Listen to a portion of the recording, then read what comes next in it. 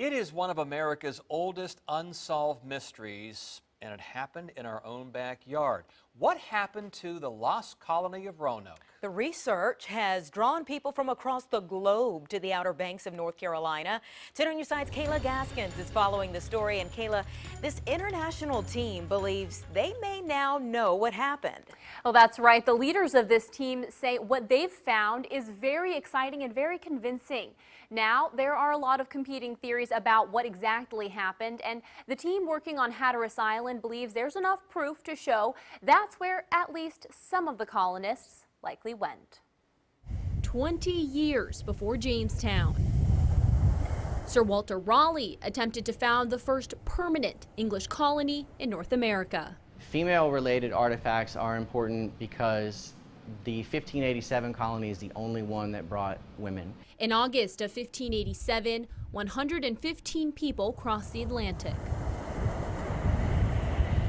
settling on Roanoke Island in present-day Manio. These artifacts may be all that's left of them. So we've got a sword handle here from a swept-hilt rapier. A small group went back to England for more supplies and returned to find the colony completely abandoned. No one knows for certain what happened. Some argue the colonists traveled inland. Some think they died or were all killed. Others firmly believe they came here to Hatteras Island. Because the colony doesn't know they're lost. In their mind, someone's coming back with resupplies. The colonists did leave behind a clue, the word Croatoan carved into a wooden post. The Croatoans were a friendly tribe. They lived on Hatteras Island. This one being thicker like this would have been more toward the middle or the bottom of the bowl. Scott Dawson is a native of Hatteras and a hobby archaeologist. He grew up hearing the stories. I saw a lot of artifacts coming up when people were building houses or sometimes from erosion from storms, and it kind of gutted me to see that, and no one was doing anything about it. Dawson set out to see if he could find the colonists here, where they all but said they were going and where no one has really looked for them until now. His mission piqued the interest of Professor Mark Horton, a well-established British archaeologist. And thought, well, maybe I could bring a new perspective on this problem. They began digging in 2009 and have since assembled an international team of experts who travels to Hatteras every spring.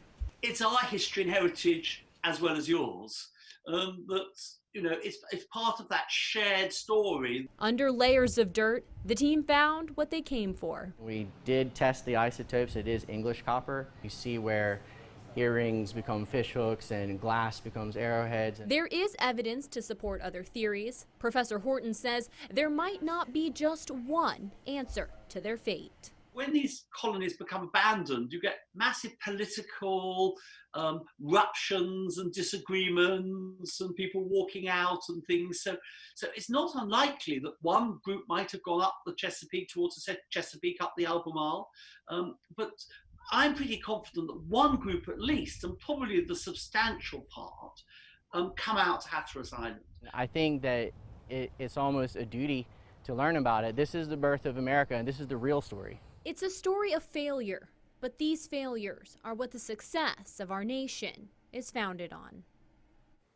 And Scott Dawson compiled their research into a new book. It was just released this week. Their newest discovery, what they call the survivors camp, where the colonists first settled upon when arriving to Hatteras before integrating with the Croatoans, is detailed in that book. And you can find more information on WAVY.com. I'm Kayla Gaskins, 10 on your side.